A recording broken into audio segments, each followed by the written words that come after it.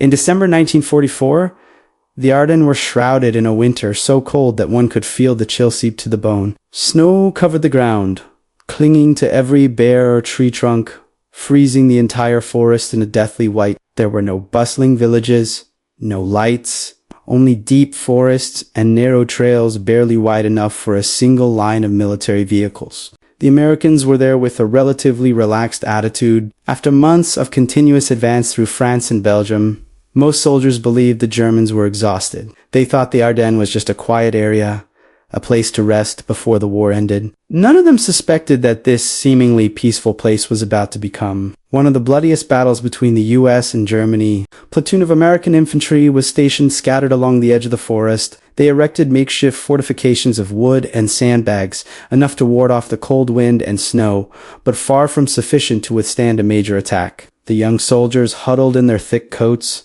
Heafleys in hand, occasionally exhaling thin wisps of white smoke. Ardennes was Amidst, 19 years old. This was his first winter in Europe, and his first time experiencing so acutely what war in the freezing cold felt like. His fingers were numb with cold, making it difficult to hold his rifle steady. Thomas spoke little. He simply observed the forest before him, where the trees stood motionless, as if concealing something. Silence was unusually prolonged. No bird song. No strong wind. Only the gentle falling snow and the occasional dry crack of breaking branches somewhere in the depths of the woods. The quieter it was, the more unsettling it felt. Thomas had the feeling that the forest was holding its breath. The other side, not far from the American position, the German troops were moving silently. They were quiet. The soldiers, clad in gray coats, camouflaged with snow and branches, crept through the forest meter by meter. These were not inexperienced recruits. Most of them had fought on many different fronts and understood the value of patience. Our poor Karl Weiss was one of them. He had witnessed too much death to believe promises of glorious victory. For Karl, this battle wasn't about glory, but about duty. He knelt behind a large tree, his rifle resting firmly on his shoulder, his eyes fixed straight ahead. Karl knew that firing even a second too soon would cost them all their advantage. Germans were betting everything on surprise. They believed that if they attacked hard and quickly, they could break through the Americans' thin lines and turn the tide of the war. It was Germany's last gamble. Me dragged on heavily. Each minute felt like an hour. Images of home flashed through Thomas Reed's mind, then vanished. He tried to push them aside, telling himself he just needed to survive the day.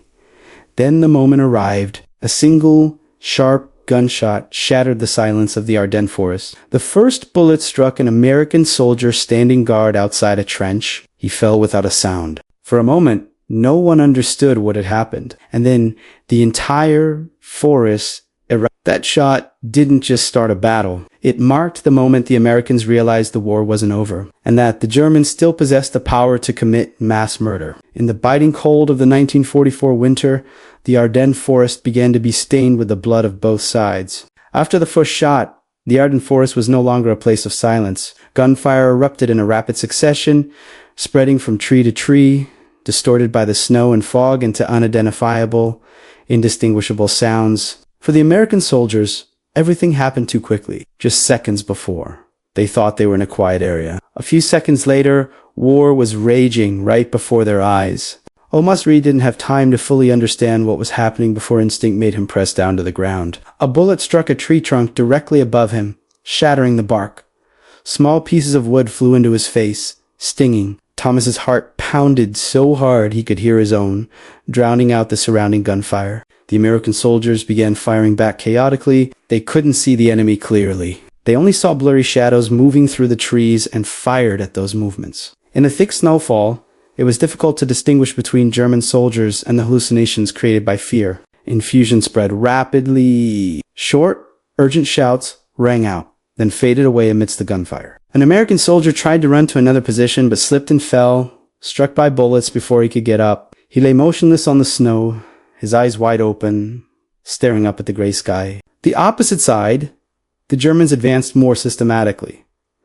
They didn't charge in a rush. They moved in small groups, taking advantage of the familiar terrain of the Ardennes forest. Each step was slow but steady. They fired, stopped, changed positions, and then fired again. For them, this wasn't a random skirmish, but a pre-planned attack. Airporo Karl Weiss crawled across a shallow trench. His breathing was rapid but steady. Karl didn't think much about victory or defeat. In his mind, there was only one simple goal: to survive and complete the mission. Each time he pulled the trigger, he looked carefully, aiming precisely. He knew that in the snowy jungle, a stray bullet could kill a fellow soldier. Arm and bullets began falling on the American soldiers' makeshift fortifications. Sandbags were torn apart. Snow flew everywhere. Positions the Americans thought were safe suddenly became deadly traps. Sergeant William Harper tried to rally his platoon, shouting short commands amidst the gunfire, but many soldiers could no longer hear. The chaotic sounds drowned out the orders. Omas fired his first magazine without remembering where he had aimed. As he bent down to reload, his hands trembled with cold and fear. In that moment, he realized something terrifying. Nothing in training could prepare for this feeling. The feeling that death was so close, lurking behind every tree, every snowfall. Loud explosion rang out on the left flank of the American formation. A shell or mortar shell fell, tossing earth and snow into the air. When the white dust settled, only a deep crater and scattered debris remained. No one spoke, but everyone understood that those who had stood there were no more. Germans continued to press forward. The distance between them shortened from being just blurry shadows. The American soldiers began to see the enemy's shapes clearly. Dark helmets, cold faces, shrouded in fog. The battle was no longer a long-range engagement. It was turning into a close-quarters struggle. R.L. Weiss paused behind a fallen tree. He glanced to his right and saw a comrade lying motionless, blood soaking into the snow. Karl didn't linger. War doesn't allow for mourning. He changed positions, raised his rifle, and continued firing forward. The American side, Thomas began to feel weary, even though the battle had only been short. His body was stiff with cold and tension. His ears were ringing from the incessant gunfire. Each time a bullet whizzed past, he jumped, wondering if it would hit him next. Americans realized they were being pushed back from their original positions, not because they were weak, but because they were completely taken by surprise. In the Ardennes, the Germans were regaining the initiative meter by meter, step by step, with cold patience. The fighting showed no sign of stopping. Snow continued to fall, covering bodies and bloodstains, as if the forest were trying to erase the traces of what had just happened. But the gunfire could not be concealed. It rang out incessantly, signaling that this was only the beginning of a long and brutal battle. As the distance between them narrowed, the Ardennes forest was no longer wide enough to conceal them. The tree trunks that had once provided shelter now served as markers of survival. Every meter of forest costs a price. Every step forward could be the last. Americans began to realize their formation had been torn apart. The original platoon was no longer a unified unit. The soldiers were separated into small groups, sometimes just 2 or 3 men, clinging to each other amidst the gunfire and falling snow. No one knew for sure who was alive, who was dead, who was ahead or behind. Omasri crawled to another tree trunk. He felt a sharp pain in his shoulder as it slammed against the cold, hard wood. The rifle in his hand felt heavier than ever. Each time he reloaded, he had to keep his hand steady to prevent excessive shaking. Thomas's mind was now free of lengthy thoughts. Only brief reflexes remained. Look, aim, fire, then duck again. Heard the gasping breaths of another soldier beside him. It was a man whose name he couldn't remember, only that they had been on guard duty together since morning.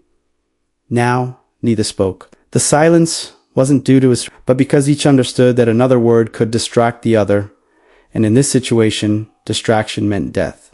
The opposite side, the Germans were also beginning to suffer losses. Despite their thorough preparation, they were facing intense American firepower. Rifle and machine gun bullets ripped through the air, embedding themselves in trees, in the snow, and in bodies that couldn't dodge. But unlike their opponents, the Germans didn't stop. They continued to advance, slowly but relentlessly. Reporter Karl Weiss felt the cold seeped into his bones as he crawled through the thick snow. Sweat seeped from under his coat, then quickly cooled, causing his body to shiver. Karl knew he was tired, but he wouldn't allow himself to stop. In the Ardennes, stopping meant becoming a target. The distance between Karl and the American soldiers was now only a few dozen meters. He began to hear voices in English, broken, hurried.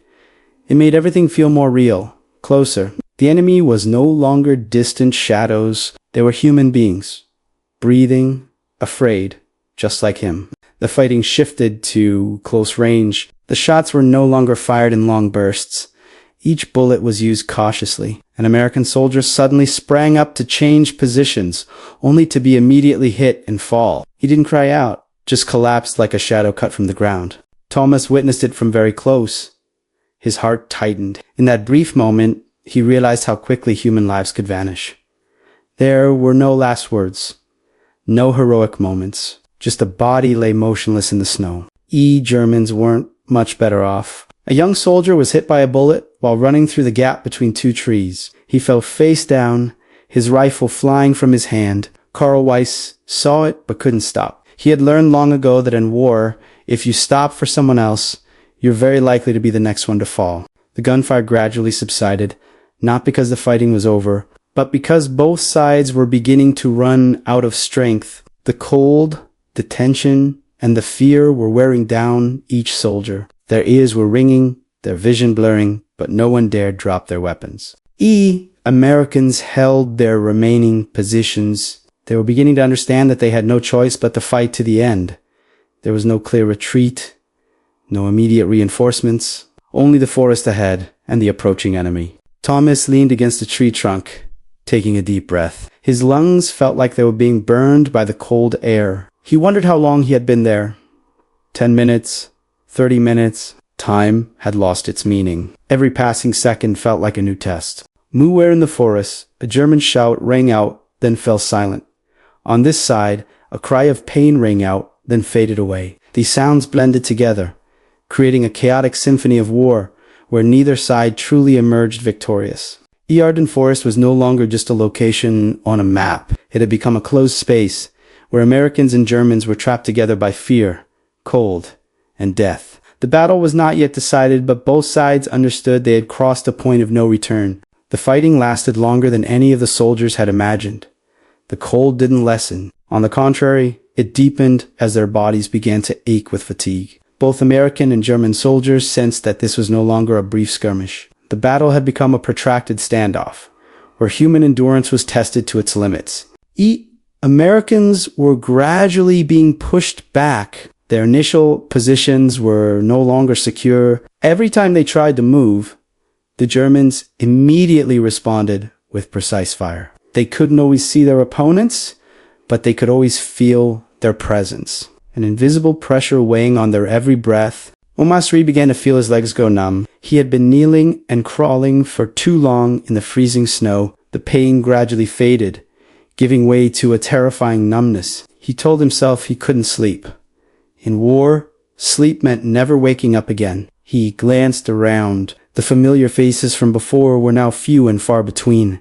Some had simply vanished from his sight. Thomas didn't know if they had retreated, been wounded, or died, and he didn't dare ask. The other side, the Germans were also beginning to feel the weight of the battle. Despite gaining the initiative, they weren't advancing as quickly as planned. The Ardennes Forest, with its tangled terrain and harsh weather, slowed every step. Every meter forward cost time and lives. Raporo Karl Weiss paused briefly behind a fallen tree. He gasped for breath, his breathing heavy. His left shoulder ached from a shrapnel fragment that had grazed it, not deeply, but enough to make movement difficult. Karl gritted his teeth. He knew he couldn't leave his position now. His comrades were still advancing, and he couldn't leave them behind. Gunfire had subsided somewhat. Instead, the shots were sporadic, but each one carried determination. Both sides were conserving ammunition. Every bullet was now a choice, to shoot or not to shoot, to live or to die. Americans began to realize that if they continued to be pressed like this, they would soon be completely surrounded. Sergeant William Harper tried to contact the remaining small groups using simple hand signals and whispered calls, but in the thick snow, regrouping was almost impossible. Omas heard his name called from somewhere behind him. He turned and saw another soldier signaling him to move. Both crawled low, inch by inch, trying to change positions to avoid being trapped. With each movement, Thomas's heart pounded harder, as if afraid that his own sound would attract enemy fire. The German side, Karl Weiss received orders to advance further. He and a few other soldiers began to press closer. The distance between them was now only a few meters at some points. In the fog and falling snow, figures appeared and disappeared so quickly that it was difficult to distinguish between enemy and illusion. A brief skirmish occurred at very close range. The sound of gunfire was deafening, piercing the ears. When the smoke cleared, two bodies lay motionless in the snow, one in a green American uniform, the other in a gray German uniform. No one approached. No one pulled them from their positions. The battle continued, allowing no moment for mourning. Exhaustion began to affect their morale. Some soldiers fired more hastily, less accurately. Others hesitated, afraid of revealing their position. Every wrong decision could have immediate consequences. The Ardennes seemed unforgiving. Thomas felt his throat dry. He no longer knew how many bullets he had fired. He only knew that every time he heard footsteps nearby, his body tensed like a taut string. The fear didn't disappear, it only changed form, becoming a part of him. Rel Weiss looked around and realized that this battle was unlike anything he had ever experienced. There were no clear charge, no defined boundaries. It was a protracted struggle, where both sides were trapped in the same cramped space, forced to face each other in the harshest conditions. As the sky began to lighten slightly, the pale light filtering through the trees, both sides understood that the battle was far from over. In fact,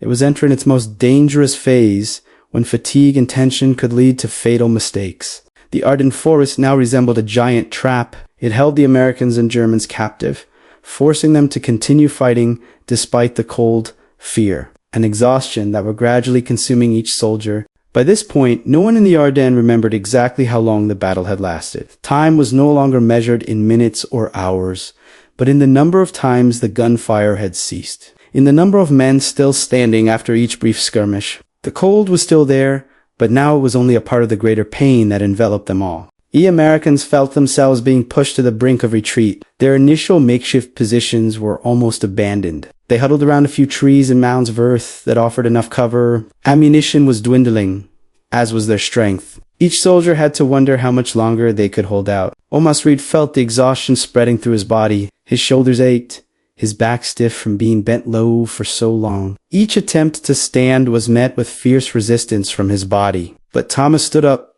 knowing that if he lay down for too long, he might never stand again. Looked around and saw faces pale with cold and tension. None of them had the youthful look of their early days in the army. Their eyes held only intense concentration, a concentration born of fear and survival instinct. They spoke of victory. They only thought of surviving the next moment. The other side, the Germans were also reaching their limits.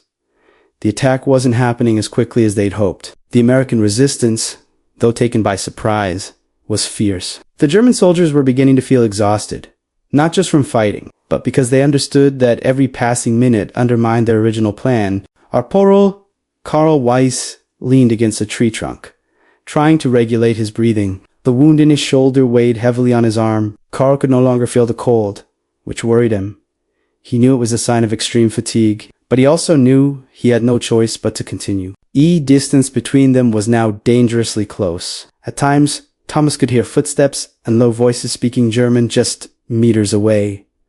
Every small sound made his heart pound. He gripped his rifle tightly, his hands sweating despite the biting cold. Fierce exchange of fire erupted in the center of the forest. Gunfire erupted incessantly, more intense than before, as if both sides understood this could be the decisive moment. The Americans returned fire with everything they had left. The Germans didn't flinch, advancing through the hail of bullets, one man falling, another taking his place.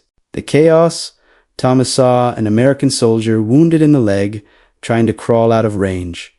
No one was free to help. Everyone was fending for themselves. That scene made Thomas realize a harsh truth. In moments like these, compassion often gives way to the instinct for survival. Relweiss witnessed a similar scene on his side. A comrade fell right before his eyes, blood soaking into the snow. Karl paused for a brief moment, then continued onward. He wasn't proud of it, but he knew that if he stopped any longer, he wouldn't have another chance to advance. Climax of the battle came in mutual exhaustion. Neither side had the strength to launch an overwhelming attack. Instead, there were short, fierce gunfights at very close range. With each gunshot, both sides tensed, waiting to see who would be the one to fall. Omas felt his head spinning. He could no longer distinguish whose gunfire it was. He only knew that each blast could be the end. He told himself he had to stay alert, to keep fighting, even though his body and mind were rebelling. Ardennes Weiss was in a similar state. He understood that this battle was no longer about tactics or plans. It became a pure test of will. Whoever endured longer would survive. Ardennes forest vibrated with the final shots of the fiercest fighting. As the gunfire subsided, both sides understood they had crossed the line. There was no turning back. The battle had left an indelible mark on the minds of the surviving soldiers. As the last shots faded and then died down, the Ardennes fell into a silence far different from the beginning. No longer the suspicious quiet of the morning, but a heavy silence after so much had been taken away. The wind still blew through the bare trees, but now it carried the smell of gunpowder, the smell of churned earth, and the cold, metallic scent of blood. None of the surviving soldiers dared to stand up immediately. They remained in place, breathing heavily, listening, waiting. In war, the silence after a battle is sometimes more dangerous than the sound of gunfire, for it may only be the lull before another attack. But this chimney, the silence was prolonged. Americans were the first to lift their heads. They looked around slowly, as if afraid that even a sudden movement could shatter this fragile moment. Where there had been fortifications, there were now only piles of snow and broken wood. A few soldiers moved timidly, calling out to each other in voices hoarse from the cold and smoke. Thomas Reed sat leaning against a tree trunk, his rifle still resting on his lap. He couldn't remember how long he'd been in that position. His body ached all over, but he was still alive, and that was almost unbelievable now. Thomas looked down at his hands, trembling and dirty, then up at the forest before him. It looked exactly the same as it had that morning, but he knew everything had changed. Saw bodies scattered in the snow, some in American uniforms,